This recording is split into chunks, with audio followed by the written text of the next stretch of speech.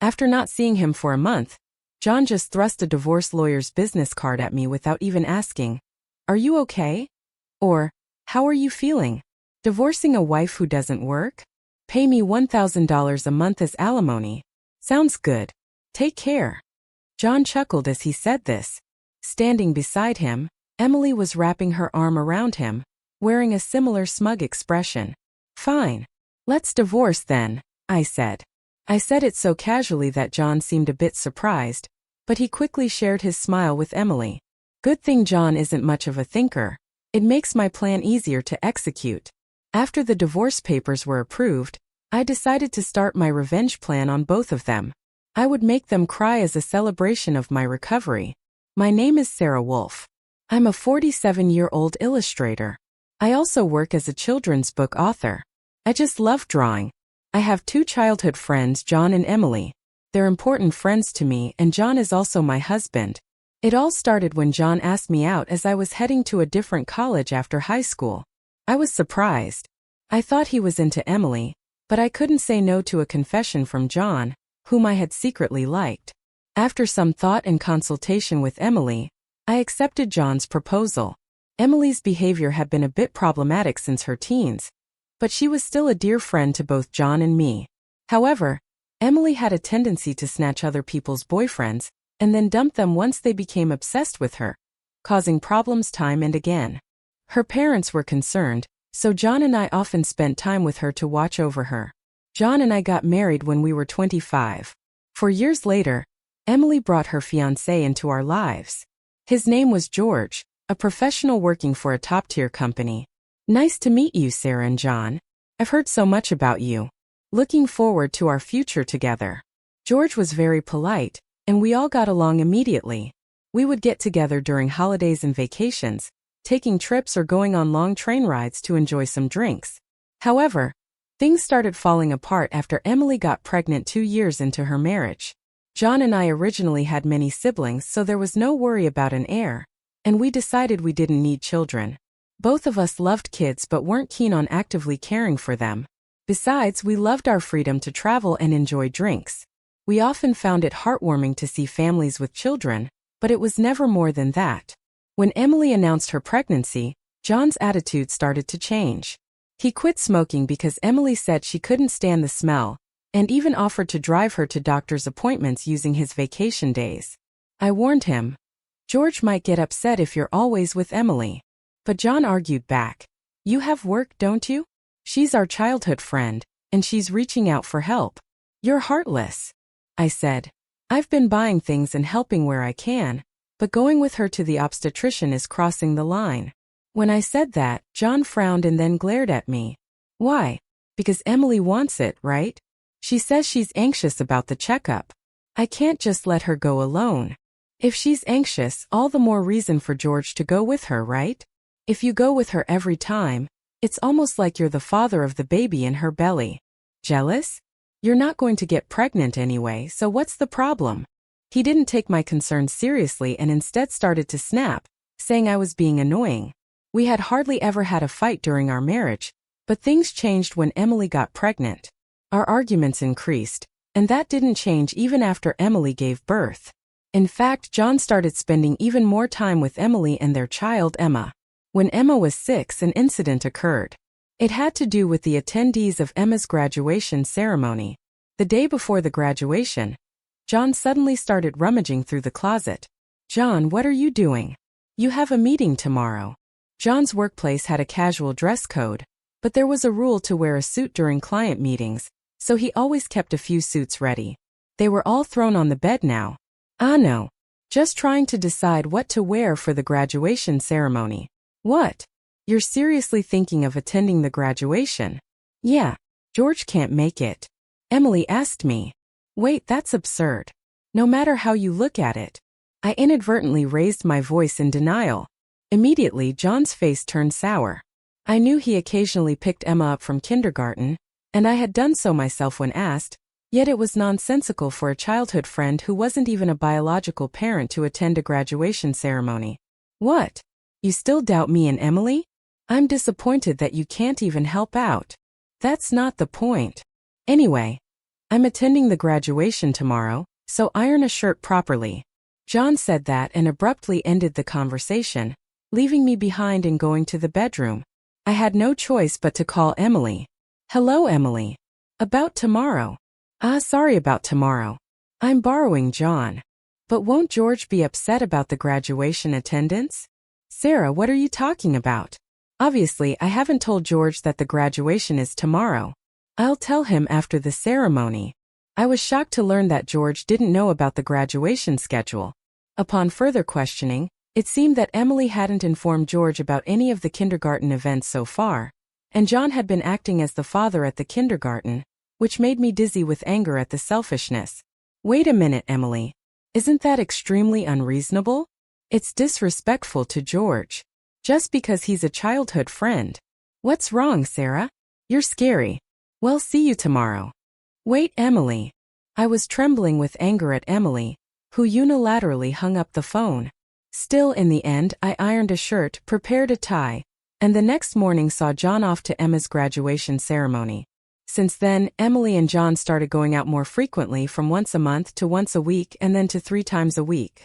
Eventually, even George seemed to have some suspicions. One day, while Jon and Emily were out, George visited our house alone. I'm sorry for visiting you late at night.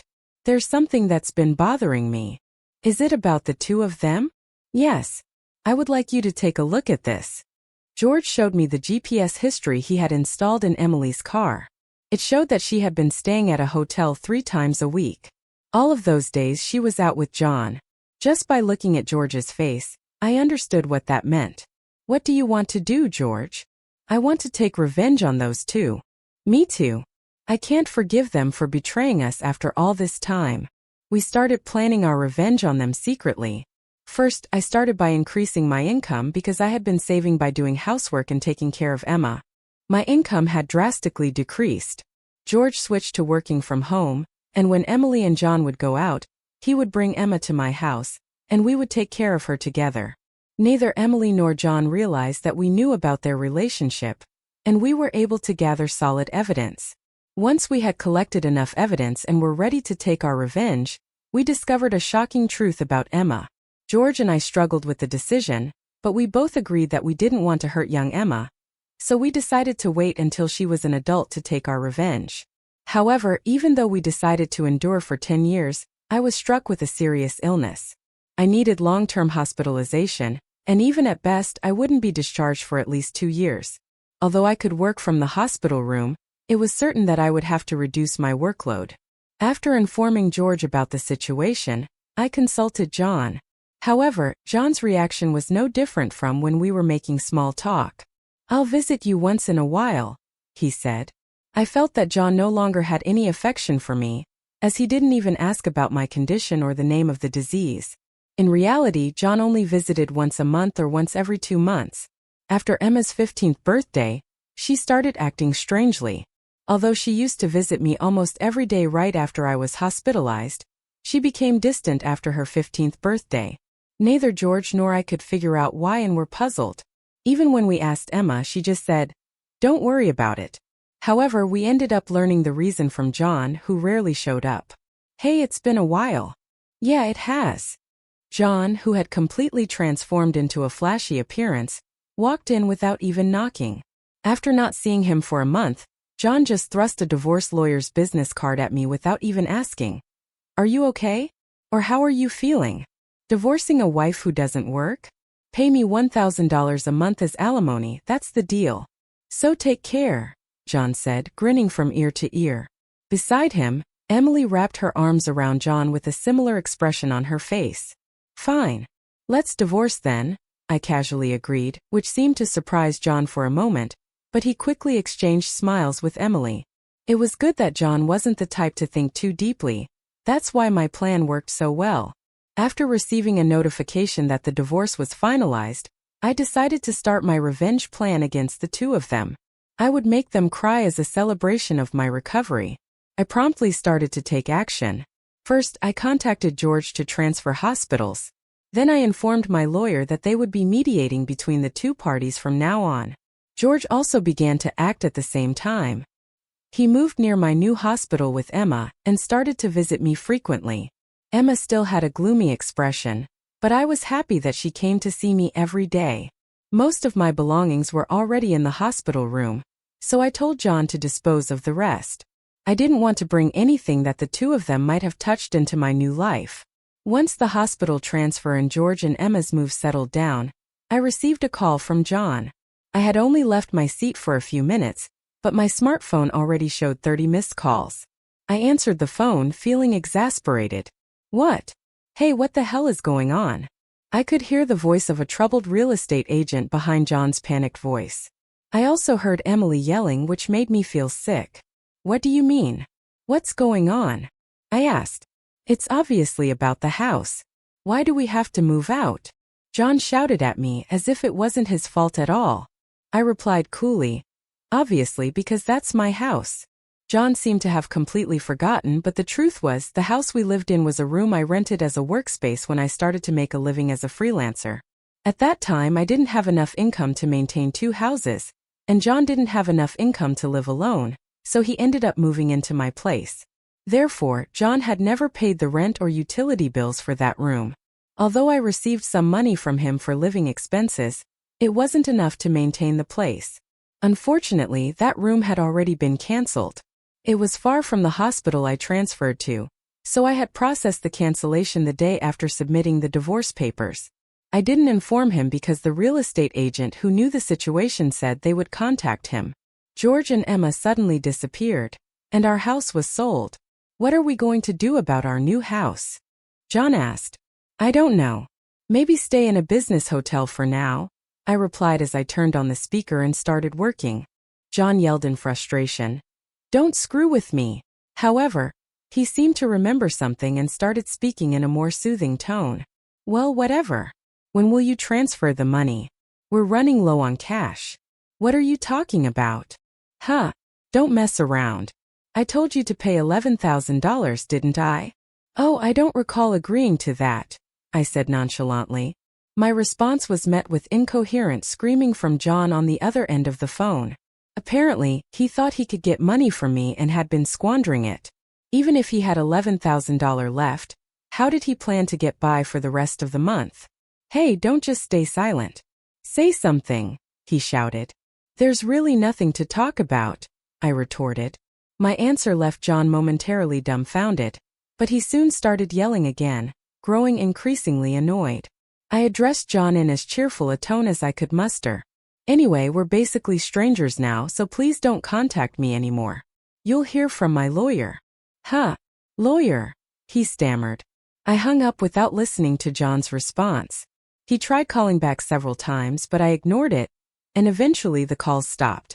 However, angry that I didn't answer, Jon started ignoring calls from my lawyer. He certainly had a childish side, but I never imagined he'd be the kind of person who didn't mind causing trouble for others. I sighed deeply at Jon's selfishness. A few months later, after a temporary discharge from the hospital, I visited Jon's parents' house.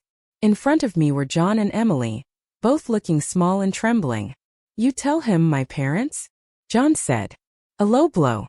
Oh, I just reported that we got divorced, I replied. Jon glared at me in response to my answer but shrank back under his father's stern gaze. Actually, I had a great relationship with my in-laws, even visiting and dining with them when Jon wasn't around. Despite being so well loved, I felt it was wrong not to share the details of our divorce, so I went to visit them. Is it true that you're remarrying Emily? I asked. Yes, it's true. Emily, Emma, and I are going to start over as a family. What are you talking about? Your only family is Sarah. She's not my family anymore, Jon said. His words made his father frown with a look that seemed to say, give me a break. Jon shook his head a few times, then handed me a piece of paper. It was a bill from a nearby luxury hotel. What's this? I asked. It's the bill from the hotel we stayed at, Jon said, acting as if it was obvious. He pointed at the bill on the table, then suddenly collapsed. Oh, what the heck, Mom? I didn't raise you to be like this. My mother-in-law, gasping for breath, was met with a look of disbelief from Jon. Next to him, Emily wore the same expression. Why are you so angry? It's just that the family is changing because I'm getting married. Plus, you'll have a grandchild, a blood-related one at that. Aren't you happy? You two didn't. My mother-in-law, looking as if she couldn't believe what she was seeing, glanced at them, then turned her gaze to me. Both my in-laws understood that I didn't want children and still treated me as their own daughter. Of course, they treated Emily, my childhood friend, similarly, but there was always a boundary between a daughter-in-law and a friend. I remembered that Emily often complained about that, so I was certain my mother-in-law wouldn't be happy about this situation, and Emily should have known it too. You do want Emma, right? It'll be your grandchild, so you'll be happy, right? It's because she's a child I've known since she was little. Oh, but half of her blood is from Jon, right? Even after all this, Emily, showing no sign of remorse and acting as if she couldn't understand the problem, gave me goosebumps. At that moment, someone who had been silent until now spoke up. Enough already. It's disgusting. Hot Emma, who had been playing with her smartphone in the corner of the room, spoke to Emily without looking up. The room fell into stunned silence. My dad is the only one I consider my father. Whether we're related by blood or not, he's the only one. But you know, Jon has always been the one to attend your school events. I heard everything from Dad, how he was always informed of the event dates after they were over, how eventually even the events themselves were kept from him. But Dad always said I was his daughter, so I am his daughter, and I will never be yours. Emma glared at Emily as she said this, then sitting beside me, she switched to a more concerned tone. You know, when I found out about this, I thought you would hate me, but Dad said that wasn't the case. So I came here today. Emma, I love you so much. You were so kind to visit me every day while I was in the hospital. I was really happy, I said. Perhaps relieved of her anxiety, Emma teared up and hugged me tightly. It might indeed be a child resulting from an affair between Jon and Emily, yet it's a child I've taken care of for 15 years. There's no way I don't have affection for her. Speaking of which, Emily, weren't you curious why I wasn't surprised when I found out Emma is Jon's daughter? I asked. Emily looked startled before she could speak. At that moment, a new person entered the room. George, whom we had known from the start 10 years ago, suddenly appeared. Understandably, as she had recently unilaterally demanded a divorce citing irreconcilable differences. I was shocked when you mentioned divorce, she said.